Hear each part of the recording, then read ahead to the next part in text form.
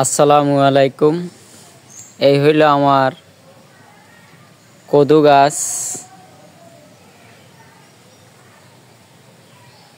কদু গাছ বড় হয়ে এখন জালের উপরে উঠলো। মাশাআল্লাহ আমার ধনিয়া ইনশাআল্লাহ অনেকটা বড় হয়েছে, পাতাও ছাড়ছে, ধনিয়া বড় হয়েছে। দেশি ধনিয়া একদম গ্রান। এই কদু গাছটা আগাটা একটু বড় হয়েছে, বেঁধে দিতেছি যাতে জালের পড়তে আগাটা সুবিধা হয়। তো আপনাদের যাদের উঠানে একটু জায়গা বা যে কোনো জায়গায় একটু খালি জায়গা আছে, সবজি কাজ করবেন, আপনার সংসারে বিশাল উপকারিত হবে। একটু আরেকটা আগা বড় হয়েছে, বেঁধে দিতেছি।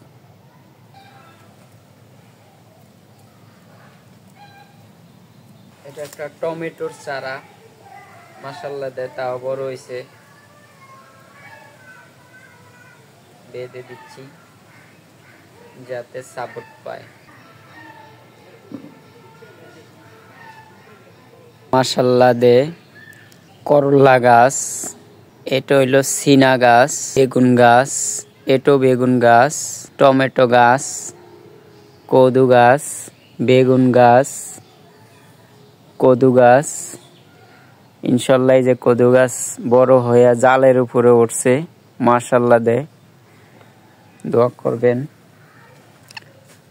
এই যে বড় হয়ে জালের উপরে উঠছে। এখানে আছে আমার ধনিয়াও ইনশাল্লাহ গতকালকের থেকে আমার ঘরে নিয়ে খাইতেছে। তো এটাও একটা কদু গাছ, এই যে গোড়া থেকে আগা পর্যন্ত, এই যে এখন এটা জালেও উঠে গেছে, এই যে জালে উঠছে, এই যে এটাও জালে উঠছে, মাশাআল্লাহ। এটা হলো বোম্বাই মরিচ গাছ। তারপরে এটা হলো টমেটো গাছ, পাশেরটা হলো বোম্বাই মরিচ গাছ।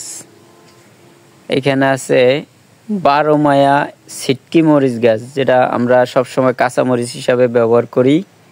এটা হইলো সেই কাঁচা মরিচের চারা, সেটাও ইনশাল্লাহ পরিপূর্ণ কালার ভালো আছে।